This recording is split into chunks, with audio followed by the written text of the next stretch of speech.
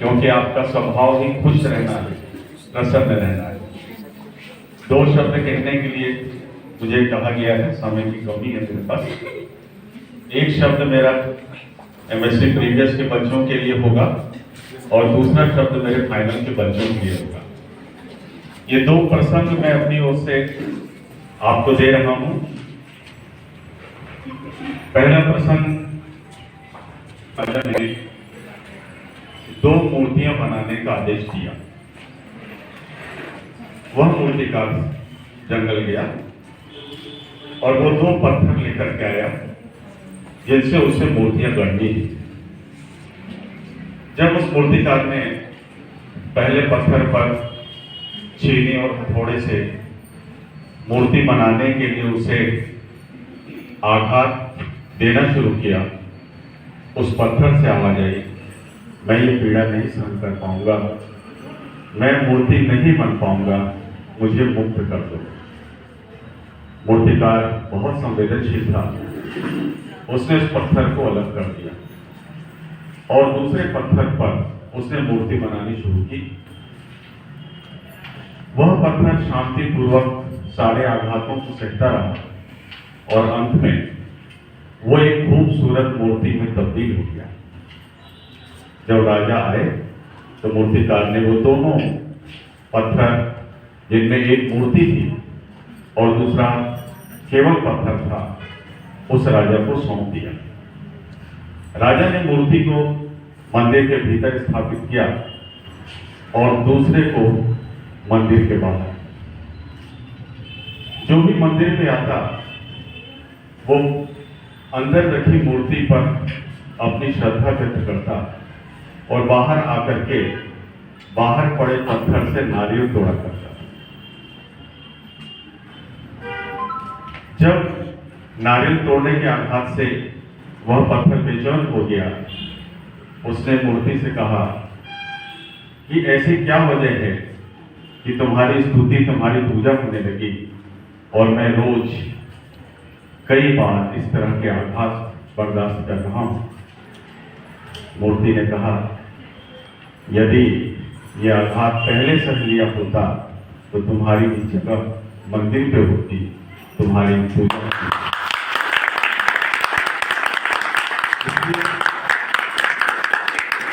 बच्चों, इस बात को याद रखना, यदि जीवन को आकार देना है तो आघात सहना नहीं पड़ेगा। आप सब बोलिए, प्रीवियस वाले, यदि जीवन में आकार लेना है तो आघात सहना पड़ेगा। हम तैयार, एग्री? Yes sir. दूसरा शब्द मेरे फाइनल ईयर के प्यारे बच्चों के लिए सुनना चाहते हैं? Yes sir. एक जू में, एक खूबसूरत पिंजड़े में एक ऊंट, एक ऊंटनी और उसका छोटा सा बच्चा दोनों साथ साथ रहते थे। एक दिन ऊंट के बच्चे ने ऊंटनी से पूछा कि हमारे पीठ पर ये कुबड़ क्यों है? तो ऊंटनी ने कहा, ये हमारी खूबी है कि हम मरुस्थल पर सैकड़ों किलोमीटर दूर चलते रहते हैं और हमें पानी की जरूरत नहीं पड़ती, ये हमारी खूबी है। फिर उस बच्चे ने दूसरा प्रश्न किया कि हमारे टांगे इतनी लंबी और गद्देदार क्यों है? ऊंटनी ने कहा कि प्रतिकूल परिस्थितियों पे भी, रेगिस्तान में जब कोई चलना नहीं चाहता है तो भी हम इस खूबी के साथ बिना किसी परेशानी के लंबी दूरी हंसते हंसते तय कर देते हैं। उस बच्चे ने फिर पूछा कि हमारे नाक इतने बड़े और नथनों के ऊपर ये चमड़ी का ढक्कन क्यों है? ऊंटनी ने कहा कि हम मरुस्थल में जब चलते हैं तो जो रेतीली आंधियां चलती हैं उससे अपना बचाव करने के लिए हमारे नथनों के ऊपर ये चमड़ी की कवर है और ये भी हमारी खूबी है। तो उस बच्चे ने जो बात कही कि जब इतनी सारी खूबियां हमें हैं तो हम पिंजड़े में क्यों हैं? जब इतनी सारी खूबियां हमें हैं तो हम पिंजड़े में क्यों हैं?